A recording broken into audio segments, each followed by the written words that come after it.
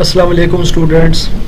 Vital educators और इसके ज़ेर एहतमाम इंग्लिश ग्रामर कोर्स और इसके सिलसिले का जनाब लेक्चर नंबर है 39, जिसमें मैं ये लेक्चर रिकॉर्ड करवा रहा हूँ। बेबी बैकग्राउंड में आपको बारिश की भी आवाज़ आ रही होगी। बहुत मूसलाधार बारिश हो रही है, तेज़ बारिश हो रही है और इसके हवाले से भी आप इसके साथ कुछ सेंटेंसेस मैं शेयर कर लेता हूँ, क्योंकि ज़ाहिर है कि अभी मौका भी ऐसा है।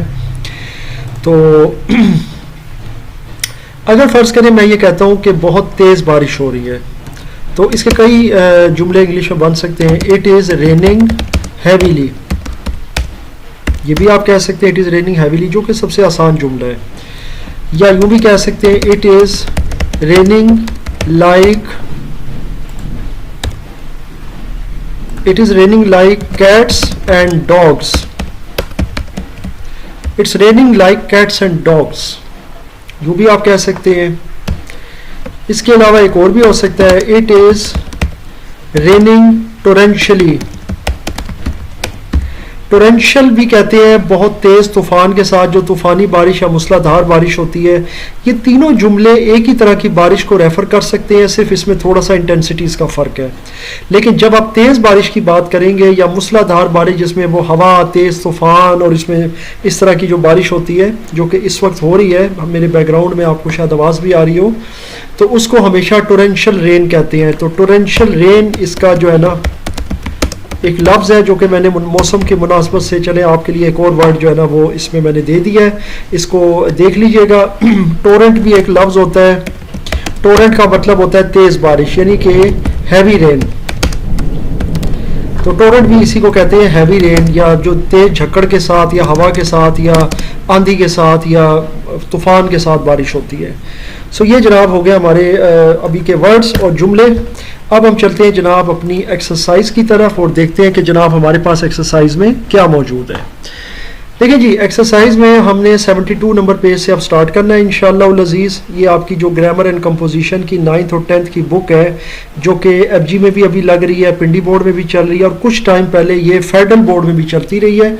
अभी भी फेडरल बोर्ड के बहुत सारे स्कूलों में ये पढ़ाई जा रही है फॉर रेफरेंस बुक, यानी कि ग्रामर के लिहाज से। बहरहाल बुक्स में अभी बहुत ज़्यादा चेंजिंग आ रही है पिछले 3-4 सालों में, और बहुत सी किताबों को रिवाइज़ किया गया, बहुत सी किताबों को चेंज किया गया। ग्रामर के पॉइंट ऑफ व्यू से आपके लिए कोई भी किताब जो होती है ना वो इम्पॉर्टेंट हो सकती है और बेनिफिशियल हो सकती है, क्योंकि ग्रामर आपको पता है एक ही चीज़ है।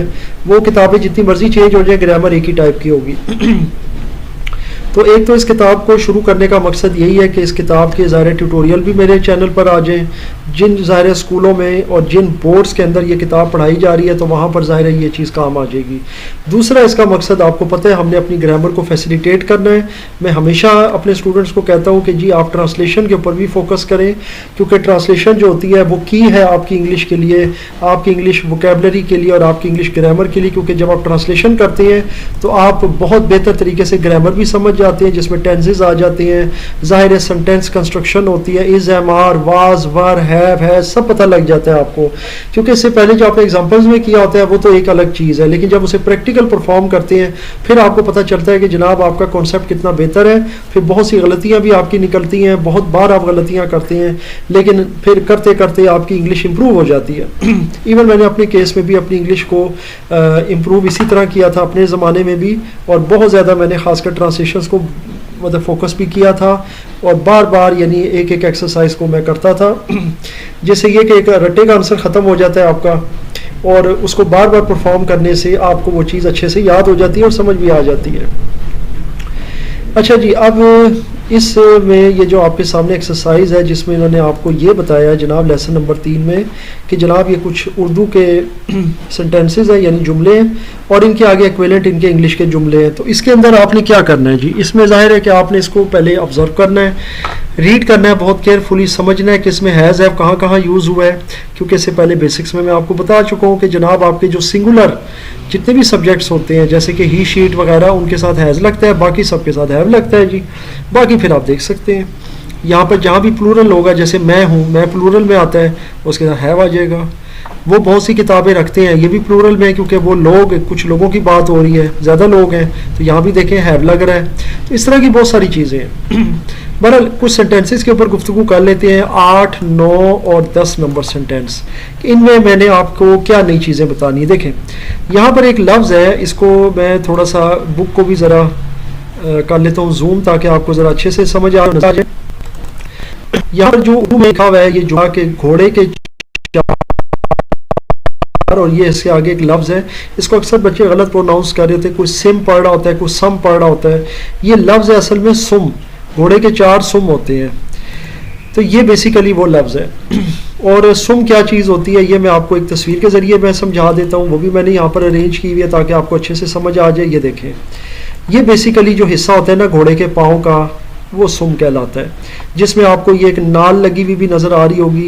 ये भी घोड़े के पाँव में लगाई जाती है उसको चलने में मदद देने के लिए भी, और उसके पाँव को मुख्तलिफ़ किस्म के हादसात और कीलों वगैरह से या मुख्तलिफ़ किस्म के डैमेज से बचाने के लिए। तो ये बेसिकली हार्ड शू कहलाता है, ये जो नाल है। लेकिन घोड़े के पाँव का ये वाला पूरा हिस्सा जो नीचे वाला होता है, इसे हूफ कहते हैं, यानी सुम। तो घोड़े के 4 सुम होते हैं, यानी कि हूफ होते हैं। ठीक है, तो ये तो आई एम श्योर आपको समझ आ गया कि सुम क्या चीज़ है। फ़कीर के पास लाठी नहीं है, ये एक लफ्ज़ है जी, लाठी की इंग्लिश है स्टिक, ये आप देख सकते हैं। ये एक लफ्ज़ है लाठी और इसके साथ लफ्ज़ आ रहा है स्टिक। अब मामला ये है कि ये जो लाठी का लफ्ज़ इस्तेमाल हुआ है, ये क्या चीज़ है। देखें अगर मैं यहाँ पर देखिए लाठी है, और क्या ये दूसरा है, तो मुझे थोड़ी सी एटमोलॉजी में जाना होगा। वो ऐसे क्या लफ्ज़ का क्वेरी लिखता हूँ, अक्सर बच्चे होते हैं जिन्हें ये लफ्ज़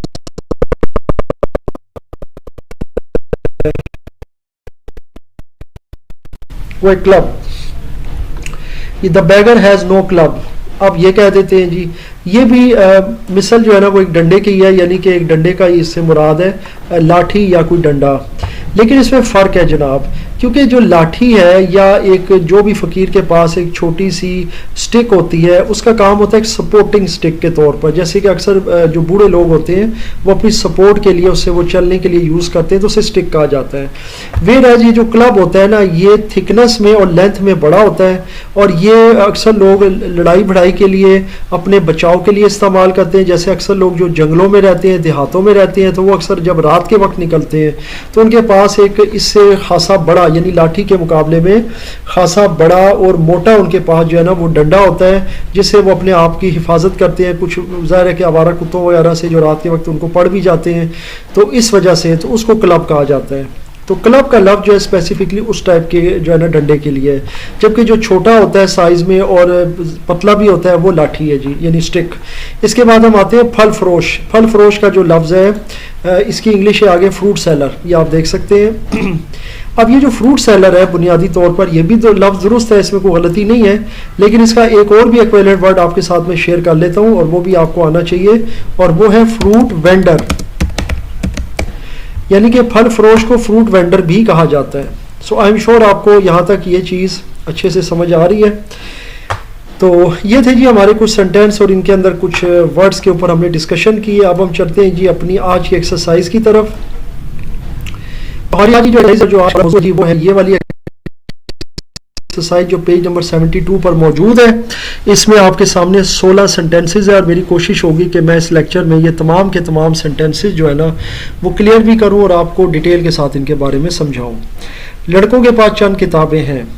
अब जनाब मैं अगेन, क्योंकि मेरे ख्याल से ये मेरा लेक्चर नंबर आई थिंक 4 है ट्रांसलेशन का, तो मैं एक बार फिर इस बात को रिवाइज़ करूँगा, फिर मैं आगे रिवाइज़ नहीं करूँगा कि ट्रांसलेशन करने के लिए आपको 4 चीज़ों को देखना चाहिए हमेशा। नंबर 1 आपने देखना है सेंटेंस मोड, उसके बाद आपने देखना है टेंस, उसके बाद आपने देखना है सेंटेंस कंस्ट्रक्शन, उसके बाद चौथे नंबर पर आपने देखना है वोकैबुलरी। देखिए पहले नंबर पे जो सेंटेंस का मोड है आपने वो देखना है सेंटेंस किस टाइप का है जी, यानी कि इसकी नेगेटिव है, पॉजिटिव है, इंटरोगेटिव है। फिर आपने टेंस देखना है, उसका पास्ट है, प्रेजेंट है, फ्यूचर है। फिर आपने कंस्ट्रक्शन देखनी है, किस टाइप का सेंटेंस बना हुआ है, यानी कि आया उसमें सब्जेक्ट है, नहीं है, क्या मामला आते हैं। कुछ में नहीं भी होता, किसी में ऑब्जेक्ट नहीं होता। और फिर चौथे नंबर पे वोकैबुलरी का आपने ख्याल करना है कि जनाब अब इसके लिए आपको किस टाइप की वोकैबुलरी चाहिए। तो ये चीज़ें जो है ना ये आपने ज़रूर इनको जो है ना ध्यान में रखना है, और ये मैं अब इस अपने चौथे लेक्चर में भी बता रहा हूँ जो मेरा ट्रांसलेशंस का है। इसके बाद मैं ये दोबारा से नहीं रिपीट करूँगा, तो आपने इन चीज़ों को ज़रूर ध्यान में रखना है हर सेंटेंस से पहले। सबसे पहले जनाब देखते हैं पहला सेंटेंस, लड़कों के पास चंद किताबें हैं। तो ये हो गया प्रेजेंट सिंपल, और इसका मोड भी बिल्कुल ठीक है, कंस्ट्रक्शन भी सही है, समझ आती है, सब्जेक्ट ऑब्जेक्ट वर्ब सब है। अच्छा, अब इसमें क्या होगा जनाब, अब आपने इसको करना है ट्रांसलेट, और वोकैबलरी के हवाले से देखें तो उसकी वोकैबलरी हमें आती है। सो वोकैबलरी में इसमें कोई ख़ास ऐसे वर्ड्स नहीं है। Boys have a few books, लड़कों के पास चंद किताबें हैं। तो आसान जुमला था जी, इसमें चंद के लिए मेरे पास फ्यू आ जाएगा, क्योंकि चंद किताबें मतलब काउंटेबल है, यहाँ सम का लफ्ज़ नहीं यूज़ करेंगे। सम ज़्यादातर हम दूध वगैरह के लिए करते हैं, जैसे थोड़ा सा दूध है किसी में जग में या बर्तन में। मेरे बटवे में कुछ नहीं, बहुत आसान है जी। I have nothing in my wallet. अच्छा, अब आपसे एक बात और शेयर कर देता हूँ कि अब एक और चीज़ मैं पहले बताता चलूँ। इसके नीचे आपको पता है वोकैबलरी भी दी हुई है, यहाँ पर जो वर्ड्स मीनिंग मैं फिलहाल आपके साथ वो शेयर नहीं करूँगा, ये बाद में आप फिर इनको देखते रहें, आपकी बुक में मौजूद है। आपके साथ शेयर ये करता हूँ कि आप वॉलेट भी लिख सकते हैं या पर्स भी लिख सकते हैं, लेकिन इसमें फ़र्क ये है कि अगर आप किसी मर्द का कोई बटवा लिखना चाह रहे हैं फिर आप लिख लें वॉलेट, औरत का लिखना चाह रहे हैं तो पर्स लिख लें, क्योंकि पर्स वॉलेट से बड़ा होता है। वॉलेट जो होता है अमूमन मर्दों का, उसमें सिर्फ नॉर्मली जो है ना कुछ करेंसी नोट्स रखने के लिए वो यूज़ होता है, और इसके अलावा आईडी कार्ड या सर्विस कार्ड या कोई इसके अलावा कोई विजिटिंग कार्ड वगैरह हो गए, इसके अलावा कुछ नहीं। क्योंकि ख़वातीन का पर्स उसके मुकाबले में बड़ा होता है, उसके अंदर वॉलेट भी आप रख सकते हैं, वो अलग से भी वॉलेट रखती हैं पैसों का, इसके अलावा उनकी और भी बेतहाशा चीज़ें उसमें मौजूद होती हैं। तो ये पर्स और वॉलेट में ज़रूर फ़र्क कीजिएगा जब आप औरत और मर्द के हवाले से वो लिख रहे हैं, ठीक है। अभी यहाँ मेरा लिखा हुआ है, यहाँ मर्द औरत जेंडर का कोई सिस्टम नहीं किया, तो फिर जब ये चीज़ नहीं है तो फिर मैं यहाँ पे पर्स भी लिख सकता हूँ और वॉलेट भी लिख सकता हूँ। कुत्ते के गले में खूबसूरत पट्टा है। Dog has a beautiful collar. In his neck ज़रूरी नहीं है कहना, क्योंकि जब कॉलर की बात आ गई है तो वो हमें पता है उसकी गर्दन में ही है। सो इन हिज नेक लिखना ज़रूरी नहीं है। Dog has a beautiful collar. चौथा आ गया जी, हमारे पास गैर मुल्की रेडियो सेट है, ये भी प्रेजेंट में। गैर मुल्की की इंग्लिश होती है फॉरेन, इसको अक्सर बच्चे फॉरिजन पढ़ते हैं, ये भी मैं आपको बता देता हूँ। बहुत बार मैंने अक्सर बच्चों की ये गलती निकाली है, और मतलब मैं खुद बड़ा हैरान होता हूँ कई बार कि टीचर भी ये फॉरिजन का लफ्ज़ अक्सर टीचर पढ़ा रहे होते हैं। हमारे पास गैर मुल्की रेडियो सेट है, तो we have a foreign radio set. तो ये बेसिकली लफ्ज़ है फॉरेन। आई और जी जो है इसमें से साइलेंट है। पांचवें नंबर पर आते हैं जी हम, और पांचवें नंबर पर हमारे पास क्या है, तुम्हारे पास कलम क्यों नहीं है। Why you do not have a pen, question mark. और याद रखें ये पूरी एक्सरसाइज जो है ना इसमें हैज़ और हैव का आपने इस्तेमाल करना है। छठे नंबर पर आ जाइए जी, क्या हिरन की चार टांगे नहीं होती। नहीं होती, क्या नहीं होती। तो इंटरोगेटिव तो ये साथ नेगेटिव भी आएगा, तो यहाँ पर हम लिखेंगे does not the deer has 4 legs। और यहाँ पर क्वेश्चन मार्क आ गया। अब सातवां जुमला देख लेते हैं जी। सातवां जुमला है जी, इन औरतों के पास जेवर नहीं है। दीज विमेन नहीं है तो फिर होगा डू नॉट हैव ऑर्नामेंट्स। उन औरतों के पास जेवर नहीं है या जेवरात नहीं है। वैसे यहाँ पे जेवर लिखा हुआ है, ये सिंगुलर की टर्म के लिए है क्योंकि ये वाहिद है, तो इसकी जमा जेवरात है। तो अगर आप यहाँ पर देखें तो यहाँ इन्होंने इसका जो मतलब दिया हुआ है, यानी कि जो इसके कॉन्टेक्स्ट में वोकेबलरी में वहाँ ऑर्नामेंट्स लिखा हुआ है यानी जेवरात। बहरहाल वो एक ही बात है, कोई इशू नहीं है। आप यहाँ पे हो सकता है किताबत की गलती होगी और लिखने में। इस गरीब लड़के के पास जूता नहीं है। इस गरीब लड़के के पास, this poor boy has no shoe. जूता शू हो गया, पुअर बॉय गरीब लड़का। नाइन्थ आ गया जी, क्या तुम्हारे दोस्त के पास घड़ी नहीं है। अगेन वही आ गया, क्या भी है और नहीं भी है, यानी कि इसमें एक तो इंटरोगेटिव सेंटेंस है और साथ में नेगेटिव भी है। क्या तुम्हारे दोस्त के पास, has not your friend a watch. क्या तुम्हारे दोस्त के पास घड़ी नहीं है, सिंपल था। अब इसके बाद आगे चलते हैं जी। हमारे पास नया मकान है। बहुत ही सिंपल जुमला है जी, we have a new house. बहुत सिंपल जुमला था ये। अच्छा जी, इसके बाद आगे चलते हैं। अमीर आदमी बड़ा बाग रखता है। अमीर आदमी से मुराद होगी rich man. Rich man has a large या कह ले बिग, वो आपकी मर्जी है, गार्डन। अमीर आदमी बड़ा बाग रखता है। देखते हैं जी सेंटेंस नंबर 12 में क्या है हमारे पास। क्या आपके पास लाइसेंस है? बहुत आसान जुमला है, डू यू हैव लाइसेंस? क्या आपके पास लाइसेंस है? ये भी एक आसान जुमला था जी। क्या बढ़ई के पास आरी नहीं है? बढ़ई कहते हैं लकड़ी का काम करने वाले को, तो लकड़ी का काम करने वाले की इंग्लिश होती है कारपेंटर। क्या बढ़ई के पास आरी नहीं है? Does not carpenter has a सा? क्या उसके पास आरी नहीं है? लेक्चर नंबर, अब ये सॉरी सेंटेंस नंबर 14 पे अब चले जाते हैं। लोहार के पास हथौड़ा नहीं है। लोहार की इंग्लिश होती है blacksmith. Blacksmith has no hammer. अब जाते हैं सेंटेंस नंबर 15 की तरफ, विच इज सेकंड लास्ट। क्या मुसाफिरों के पास सामान नहीं है? ये भी आसान है जी। क्या मुसाफिरों के पास सामान नहीं है? ये भी वही बात है, नेगेटिव जुमला भी है और ये क्वेश्चन में भी है। तो does passengers have no luggage,